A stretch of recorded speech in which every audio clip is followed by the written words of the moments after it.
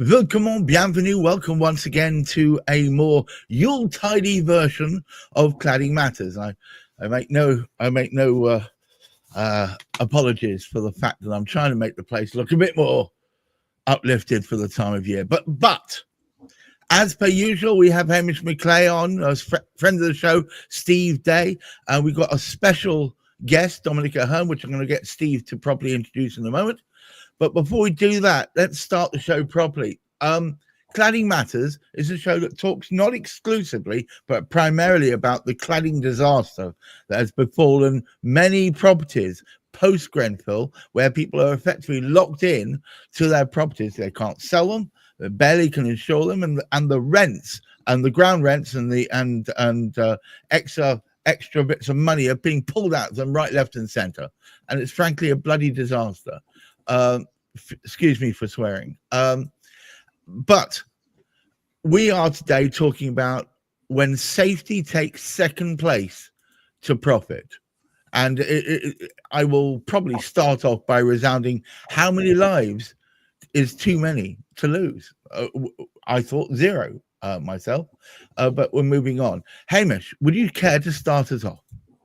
I imagine it was probably evident before the start of this century that we would have fires in high-rise flats or not such high-rise. In fact, some of the flats aren't that high at all, and up to 2 and 3 stories. There are difficulties and can be difficulties. What we forget, each Friday it comes around, and Friday seems to come around so very quickly. Yes. But that is the one time, and we spend just 20-25 minutes speaking on this particular subject.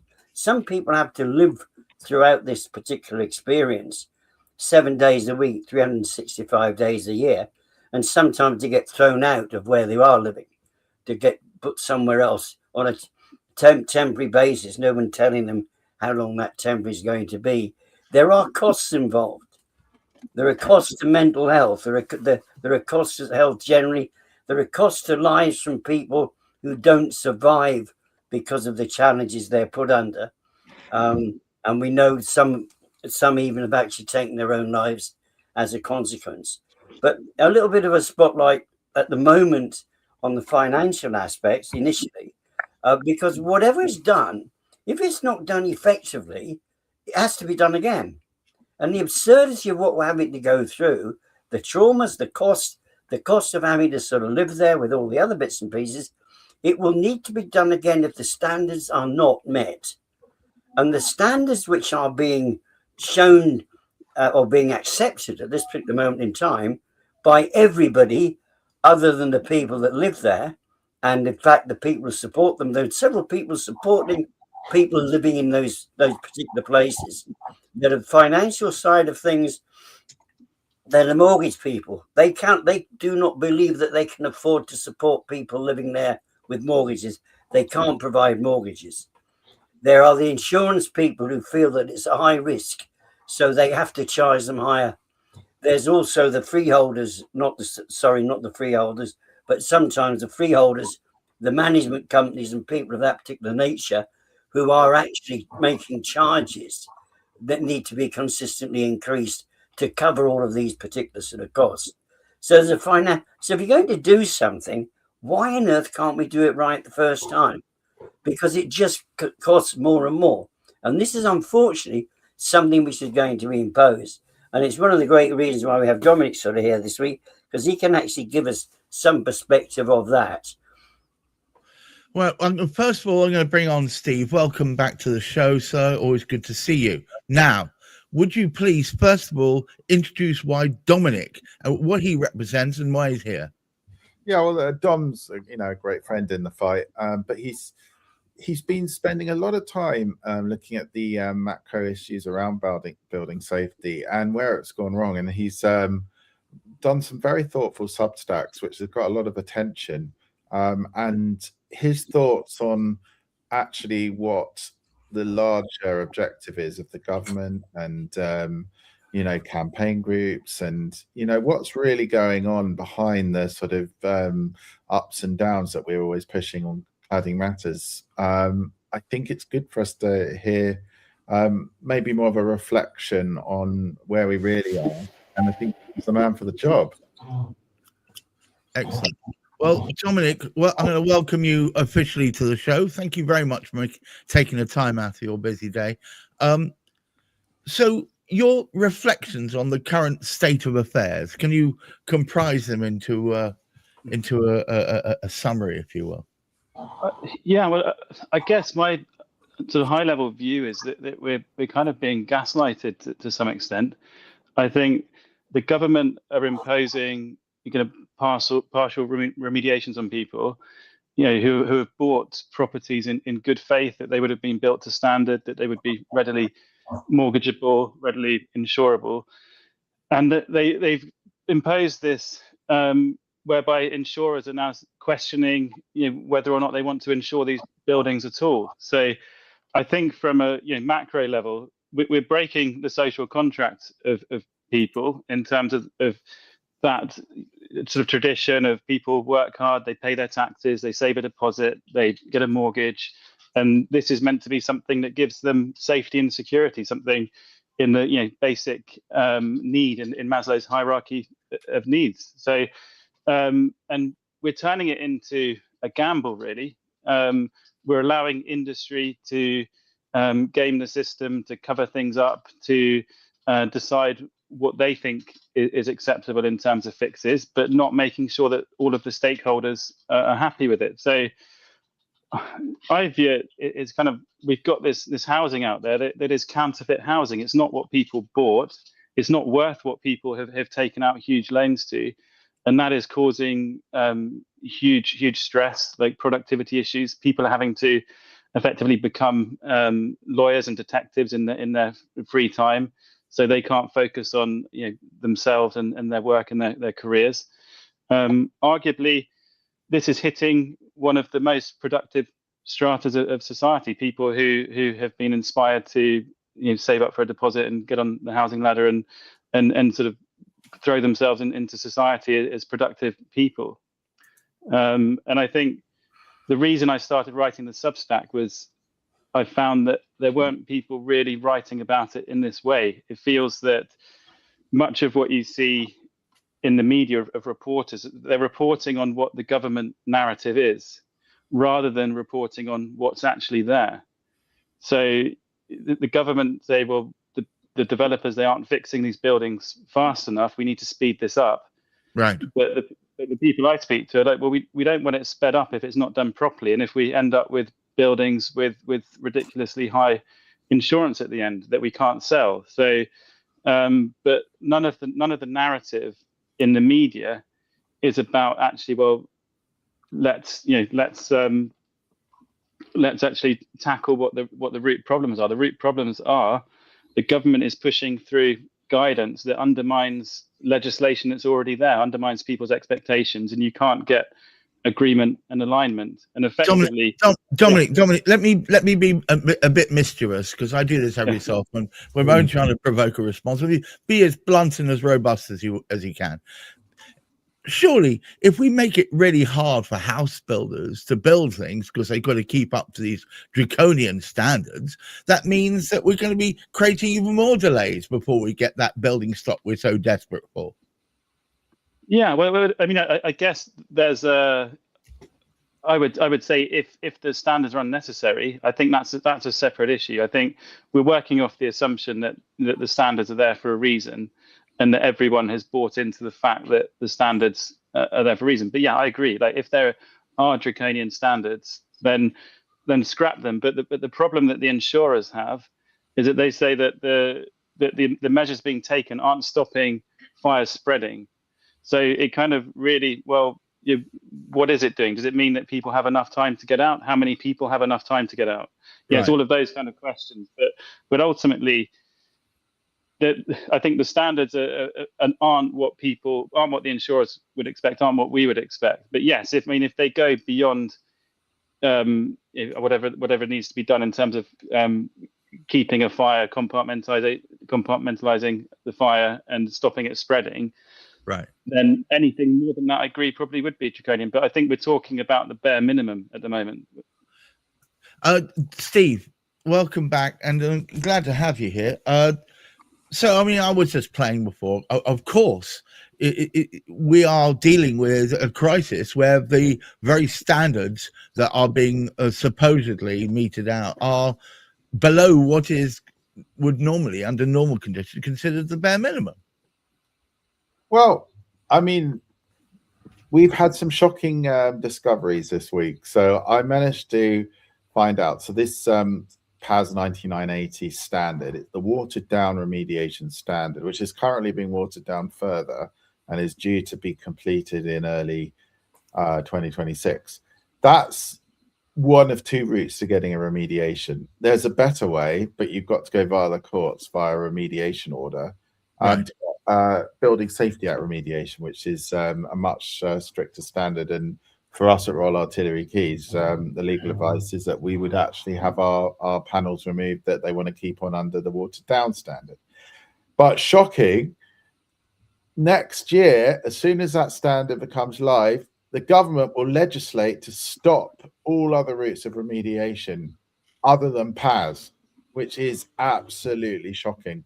And it's drawn some serious criticism. So if you could bring up the image, Gareth, of Stephanie Barwise's comment. So Stephanie Barwise was a leading KC for the Grenfell inquiry.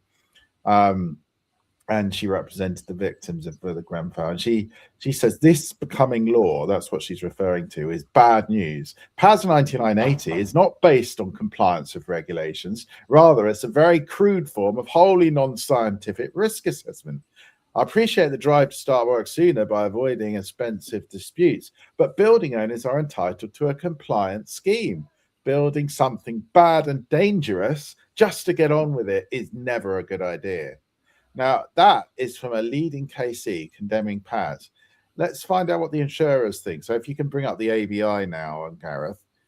So the insurers in October 25 this year basically worked with the government to try and change this watered down PAS standard. And then if you look at the final paragraph in there, it says we've previously suggested that the UK government should include an annex to the PAS which outlines the insurer's property protection consideration in assessing risk. And it would go somewhere in highlighting the insurer view of risk and the level of remediation required. However, the government has not taken this concept on board and rejected. And so what they've said in the third paragraph from the bottom, insurers price based on risk to the building. And while PAS 1996 to improve the safety of the building, which is arguable given Stephanie Barwise's comments, a risk of significant fire spread and damage to the building remains under PAS. Remediation is not undertaken to a property protection standard would continue to be reflected in risk-based pricing. And that basically means it's going to be permanently high insurance. And the final one I just wanted to bring out is the president of the ICM, David Jones, the Institute of Construction Management. He says, and this is very strong, this is the president of a construction institute, PAS 9980 is inherently dangerous, being used to answer a binary life safety question, which is highly subjective. And he goes on to say, it relies on limited intrusive sample openings from which the assessor extrapolates the behavior of entire elevations and interfaces. And he's basically saying that, you know, this is a dangerous standard. So you've got leading construction KC of the Grenfell inquiry, you've got the ABI condemning PAS, and you've also got the Institute of Chartered Construction Management saying it's inherently dangerous.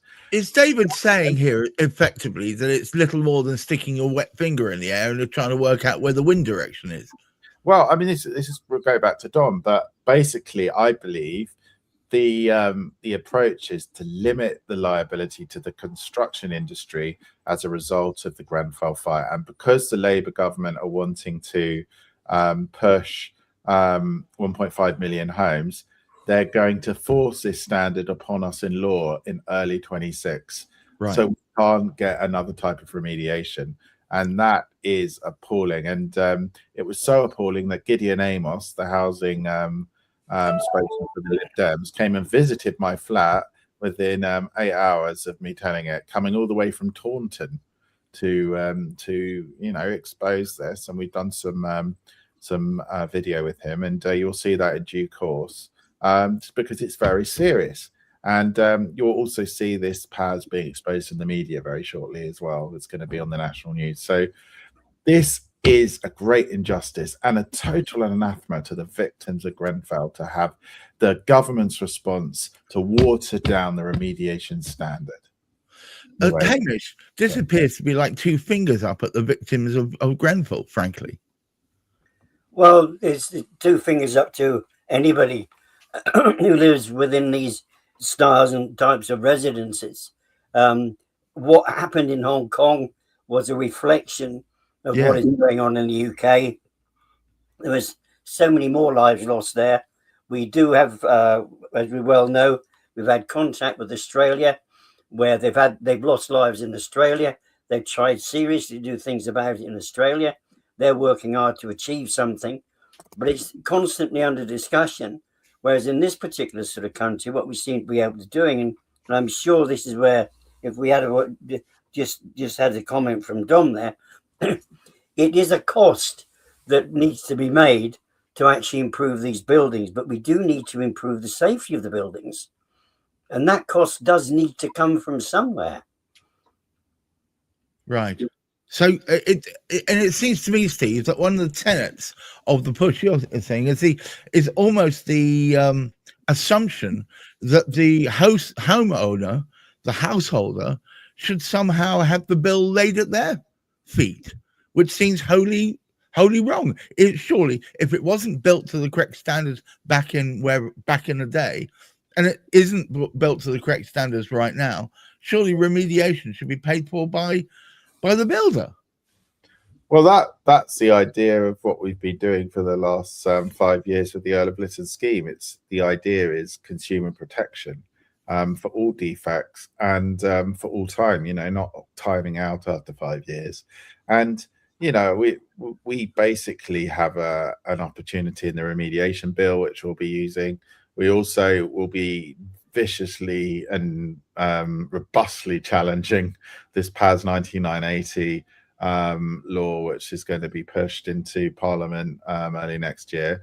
And you're going to see a big fight on our hands. And in the meantime, we've been looking at the exposure to the banks, and we will be exposing this shortly, because we think there's a huge exposure to the banks, which will form a great lobbying group along with the insurers who we're working with to challenge and take on the construction industry lobby, which is basically saying restrict our liability so we can build homes. Or the banks, if they have a certain amount of knowledge of the liability coming their way, we think that will be the way to convince the Treasury to override the builders. And I'd like to say it's the moral and decent thing that will make this problem go away, but it won't be. It's going to come down to who's got the biggest lobbying power, and that's what we're working on.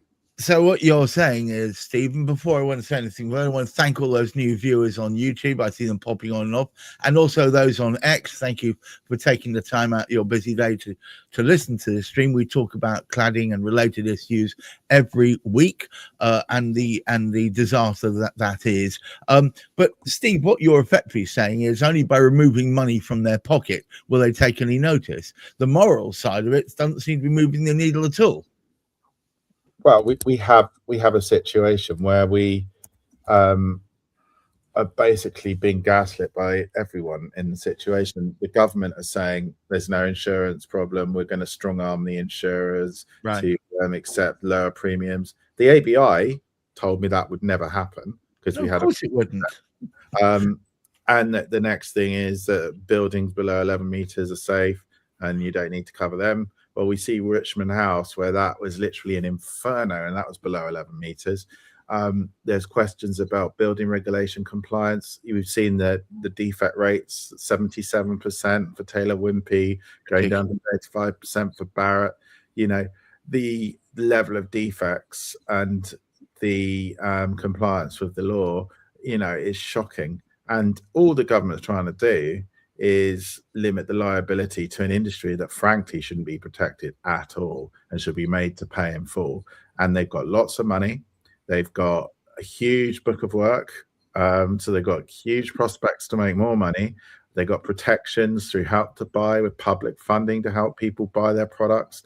You know, they are the most protected industry in the country, and they are treating the consumer and society as a whole, you know, with contempt and putting their life at risk. Like idiots. It's treating us like all of us like idiots. And what seems to be amazing is that very protected, yet still in a situation whereby they could build bubkas, they could build a pile of heaving rubble and walk away from it with no recourse to them in reality. Well, the government is allowing them to get away with it, and this government is going to make it almost impossible to get a full remediation. And you know, but I mean, I don't think people care, frankly, and I think the sad thing is, and the national campaign groups, and I am going to call them out, you know, End Our Cladding Scandal, you know, is silent basically on the very fact that these partial remediations are causing havoc around the country, and they should be fighting every day, like I am on social media, to expose PAS and to say, don't speed up the remediations, do them properly.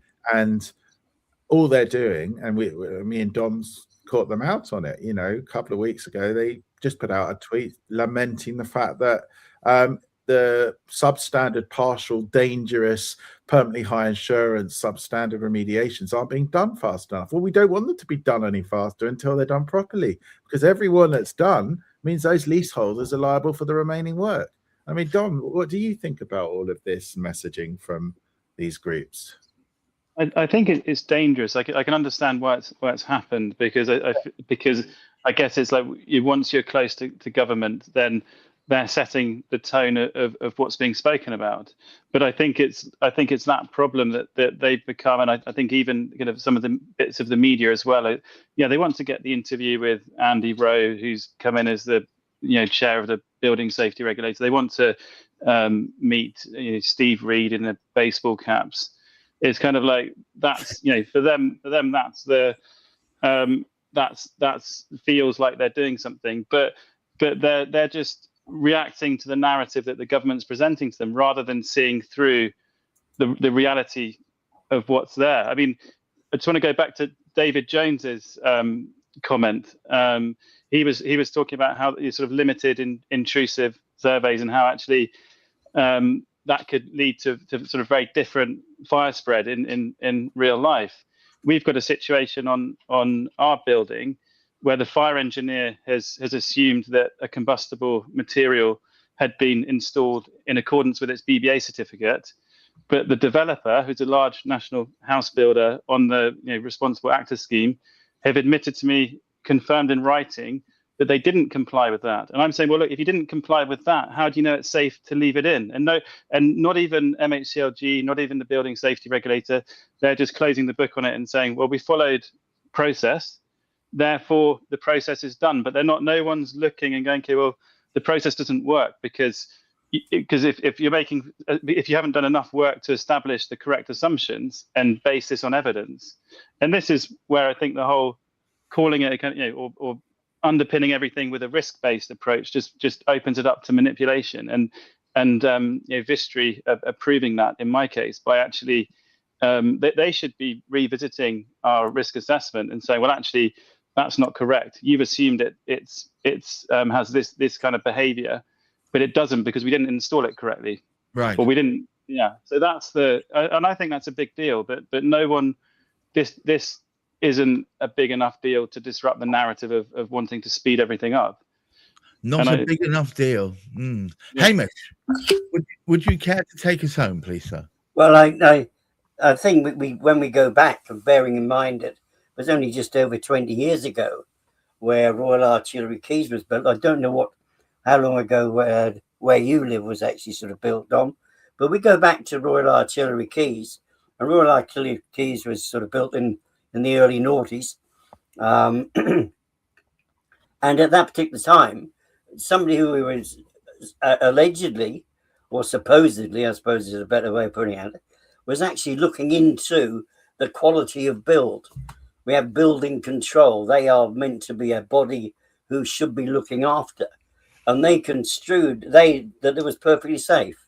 Right. They obviously weren't looking, because it took nearly 20 years later for building control of the council to turn around and say, hey, it was not safe.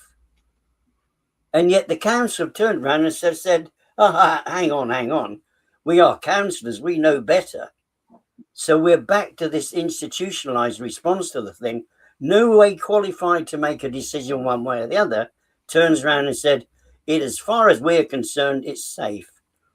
Now, we haven't had the proper, if you like, the proper sort of fallout from the Grenfell to say who was responsible. We know that successively there were so many people responsible for it, but one of the major contributors to the state of the premises that actually burnt down and the loss of 72 lives was the fact that the council themselves were not taking notice from what the residents said. Now, it's not so bad.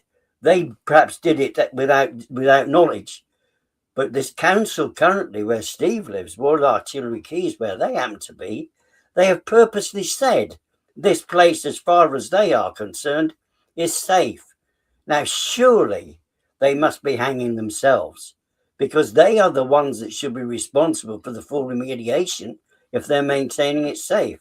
Do they want to pay for it? I don't think so. What will happen if the very worst thing that we actually all fear comes about? Wow. Gareth, well, you could just put up that last image I sent you, just on the PAS. There we go. Very important. So if you look at the last paragraph on the bottom right there, it says, and this is in the PAS description itself, PAS 9980, for some stakeholders, there is no appetite to consider a race-based approach. And for these stakeholders, the only satisfactory outcome is certainty in the performance of external walls in a fire with zero risk to life as the principal objective. The methodology in the PAS cannot be applied when such a view prevails. There you go. So if your objective is zero risk to life for a remediation, then don't use PAS. And the standard tells you not to use it. So I would say, well, if the principal objective isn't eliminating risk to life, then how many deaths are acceptable? It's what I led with at the beginning. Just how many people is it okay to kill? Tell me, give me a number. The PAS standard tells you not to use it if you want to eliminate risk to life as your objective. Wow. All right. Well, next week we will speak about PAS 9980 to take everybody through to Christmas. We'll give it a three-dimensional approach, but look out next week. We will be speaking on the subjects, and unfortunately we didn't get into the murky depths of the full cost, financial cost, because that in itself is disastrous to people living there. What we've got, what is it doing to the state of their lives? I was going to make a bad taste joke about coming home to a real fire because you're under PAS 9, but I won't do that. Steve, do you want to have the last word? Well, I was just going to say, just on the cost. So, our insurance is our largest component of our £6,700 a year service charge. So firstly, you've got that.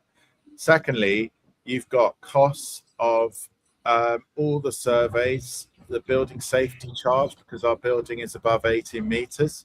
So all of that slapped on as well. You've got costs to your standard of living. I mean, I don't know if you can hear all that noise, but I'm literally in a building site. No, I'm so sorry. I put noise reduction on at the beginning. No, that's fine. No, understandable. There's netting outside, so I can't see out well. There's all kinds of issues with this, and there's the worry of all the electricity the builders are using. Is we're going to have a massive, great electricity bill because of all of this machinery. We've got a hugely expensive lifts going up and down on the scaffolding. How much electricity is that using? All the drills and all this. It could be quite expensive, and this is all very stressful. But the worst thing is, after the 2 years are up and this is done, we're still going to have high insurance because they're leaving a load of flammable stuff on our fire shafts, and that is killing people here. Mentally, and with worry. And yeah, this PAS needs to go. And we are going to fight PAS 9980 next year. We're going to make sure everyone wants this gone and replaced. And as Hamish says, next week we'll be delving into what really PAS 9980 actually is and what it means. I want to thank Dominic Ahern. Thank you so much for taking time out to be here. It's useful to have your personal testimony. Absolutely. Steve Day, of course, from the buildingsafetyscheme.org, working with Lord Lytton to have a revolution in building safety standards. And, of course, our Lord and Master, Hamish McClay of Search Bay, with whom we set this channel up in the first place. And all of you out there, these are worrying times. I'm asking you to get your feet on the ground, reach for the stars, and try and look after that precious mental health. And hopefully next week we'll give you further explanation of just what is going on within PAS 9980. Until then, please take care of yourselves. Bye-bye now. There's a tale about some folks with hammers and some nails. They'll plunge through the moon, but their word always fails.